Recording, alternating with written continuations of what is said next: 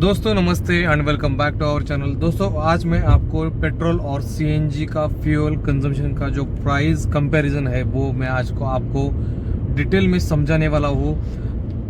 क्या आपको पेट्रोल या फिर सीएनजी वाली कार लेनी चाहिए या फिर नहीं लेनी वाली चाहिए।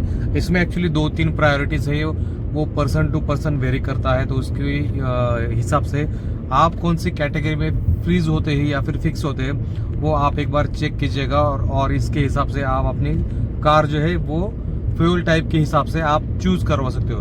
तो बेसिकली आपको ये देखने के लिए आपको पूरा वीडियो डिटेल में देखना पड़ेगा। अगर आप इस वीडियो को स्क्रॉल करके देखेंगे तो इसका मीनिंग या फिर आपको इसका हिसाब किताब कुछ बीच में स्किप हो सकता है और जो इम्पोर्टेंट थिंग्स है वो आप स्किप करवा सकते हो। तो मैं आपको सभी को रिक्वेस्ट करूंगा कि अपना ये जो वीडियो है वो एंड तक देखिए और अपने चैनल को अभी तक लाइक और सब्सक्राइब नहीं किया है तो अपने चैनल को लाइक शेयर और सब्सक्राइब करके रखिए। और ऐसे ही इंपॉर्टेंट अपडेट्स मैं अपने चैनल पे देता रहता हूँ। तो बेसिकली दोस्तों मैं आपको एक चीज़ बोलता हूँ, एवरेज समझ लो, मेरी कार का ही एग्जांपल ले लो। अगर मेरे कार में पेट्रोल फुल करवाना है तो मेरे कार में पेट्रोल फुल करवाने के लिए अप्रोक्सीमेटली 4400 रुपीज़ मुझे लगते हैं। तो इस पूरे 4400 में मेरी car approximately 662 approximately averagely 700 kilometre चलती है।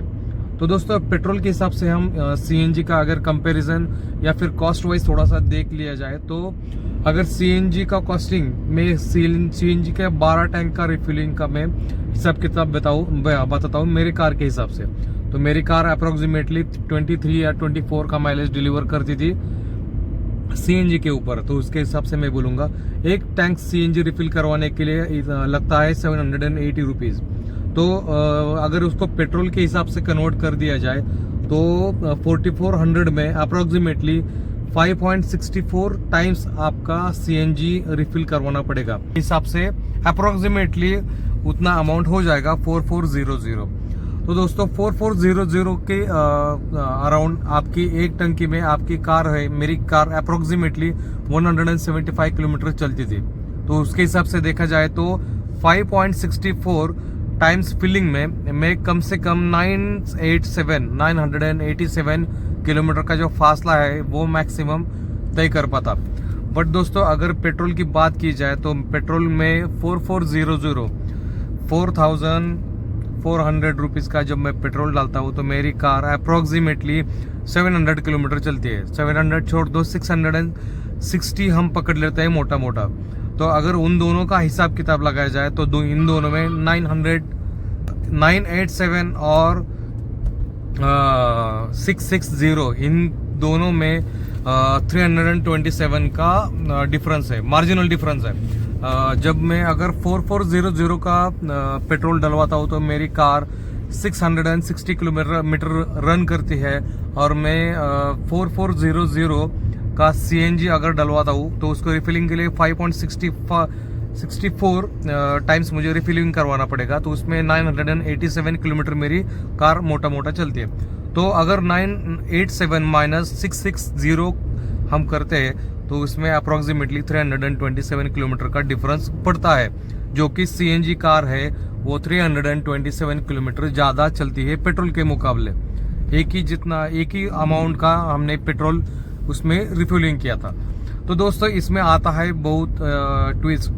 अगर आपको पेट्रोल के हिसाब से अगर 327 किलोमीटर आपको ज़्यादा चलना है पेट्रोल के सीएनजी के इतना 987 के लिए, तो उन दोनों में डिफरेंस है 327। तो आपको मोटा मोटा पेट्रोल जो है वो 1800 या फिर 1900 का लग सकता है या फिर मोटा मोटा 2000 का पकड़ के चलो।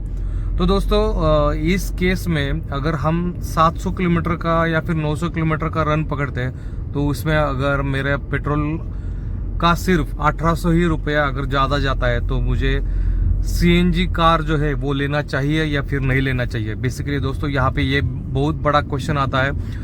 तो सीएनजी वाले कस्टमर है या फिर जो कस्टमर अपनी नई नवेली कार लेने वाले सीएनजी के ऊपर, तो उनके लिए बेसिकली ये वीडियो है दोस्तों।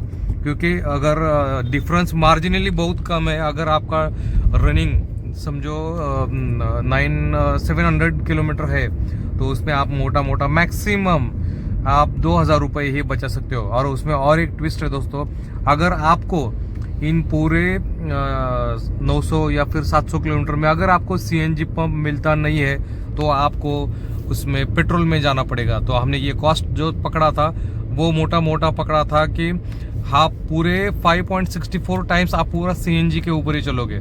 तो इसमें फर्स्ट ऑफ ऑल आप 6 बार रिफ्यूलिंग करवाते हो, तो 6 बार 6 टाइम के लिए अगर आपको मैं एक 15 मिनट का ही पकड़ता हूँ तो उसमें आप कम से कम 1.5 घंटा आप पेट्रोल के मुकाबले 1.5 घंटा आपके ट्रैवलिंग में कम से कम डिले चलोगे। ये मैंने 15 मिनट का पकड़ा, बट दोस्तों 15 मिनट में कभी भी सीएनजी कार का रिफ्यूलिंग कभी भी नहीं होता है। तो ये चीज़ उसमें आपको ध्यान रखनी चाहिए। और फर्स्ट दूसरी थिंग, अगर आपको 5.64 या फिर जो भी टाइम है 6 टाइम में अगर आपको सीएनजी नहीं मिलता है तो आपको आपकी कार जो है वो पेट्रोल के ऊपर ही चलानी पड़ती है। तो दोस्तों उसके बाद आता है ट्विस्ट, अगर आप पेट्रोल पे कार चलाते हो तो आप जो हमने डिफरेंस देखा था जो 2000 रुपीज़ का था तो वो मार्जिनली गिर के 1500-1200 के अप्रोक्सीमेटली उसके अराउंड आता है। तो दोस्तों अगर इतना सब करके पीछे एक 80-90 किलो का पूरा जो बोझ है गाड़ी में डाल के और सिर्फ अपने को सिर्फ 1000-1200 का ही डिफरेंस गिर रहा है, 1500-2000 का ही डिफरेंस गिर रहा है, तो मुझे नहीं लगता है कि ये वर्थ है दोस्तों। ठीक है, हम थोड़ा सा कोऑपरेट कर रहे हैं इसमें, जो एनवायरनमेंट फ्रेंडली है, थोड़ा सा माइलेज अगर आप अच्छा निकालते हो तो ये डिफरेंस कुछ हद तक बढ़ सकता है। बट दोस्तों वापस से आता है आपका फ्यूल रिफ्यूलिंग के टाइम, जो आपका फ्यूल स्टेशन पे टाइम जाता है वो तो मार्जिनली बहुत ही ह्यूज है, क्योंकि बहुत सारे अभी कस्टमर जो है सीएनजी कार ले रहे हैं और लेना चाहते हैं। तो और उसके बाद और एक चीज़ जो होती है, अगर आप सीएनजी बिठाते हो आपकी कार में या फिर आपकी कार सीएनजी के ऊपर है तो उसके बूट स्पेस जो है वो पूरा खत्म ही हो जाता है दोस्तों। अगर आप इतना बड़ा लॉन्ग रूट करते हो तो कम से कम इसमें 5-6 बैग तो आराम से आ जाते हैं अपने 4-5 फैमिली मेम्बर का। तो मुझे लगता है दोस्तों ये कहीं ना कहीं आपकी बूट स्पेस में एकोमोडेट नहीं कर पाता है। तो दोस्तों ये बस कुछ यही था अपना वीडियो। तो मुझे लगता था ये ज्ञान मैं थोड़ा सा आपके साथ शेयर करूँ, क्योंकि जो मेरे फ्रेंड्स जो है वो नई कार देख रहे हैं सीएनजी वाली, तो इनके लिए एक्चुअली बेसिकली ये वीडियो था। बट उसके बियॉन्ड दोस्तों अगर आपको सीएनजी कार पसंद है तो आप डेफिनेटली ले सकते हो। मैं मेरा पर्सनल ओपिनियन बता दूं दोस्तों, क्या एक्चुअली मेरा सीएनजी निकलवाने का जो बेसिक रीज़न था वो कुछ और था दोस्तों। तो उसके ऊपर मैं कल या फिर परसों डिटेल में एक वीडियो डालने वाला हूँ। एक्चुअली मेरा बेसिक रीज़न सीएनजी निकालने का क्या था, एक्चुअली इस वीडियो में आपने जो सुना तो वो एक चीज़ है दोस्तों, और वो छोड़ के और कुछ ऐसी चीज़ें हैं जिसके कारण मैंने अपना जो सीएनजी है मैंने कार से निकलवा दिया था। तो वो चीज़ें आपको सुनना या फिर वो चीज़ें आपके लिए बहुत सारी इंपॉर्टेंट हो सकती है दोस्तों। जो आफ्टर मार्केट सीएनजी लगवाना जा रहे हैं अपनी कार में उनके लिए बहुत ही यूज़फुल होगी। तो मैं आप सभी को रिक्वेस्ट करूंगा दोस्तों कि अपना जो भी आने वाला वीडियो है वो स्किप मत कीजिएगा, और तब तक के लिए अपने चैनल को उस वीडियो का नोटिफिकेशन पाने के लिए अपने चैनल को तब तक के लिए सब्सक्राइब करके रखिएगा और नोटिफिकेशन जो है वो ऑन करके रखिएगा। तो ऐसे सारे बहुत सारे जो वीडियोज़ है अपने चैनल पे आते रहते हैं। तो मिलते हैं दोस्तों अगली वीडियो में। खुश रहिए और ड्राइव सेफ कीजिए दोस्तों, सीट बेल्ट हमेशा पहन के चलिए। तो दोस्तों thank you, thanks a lot for watching.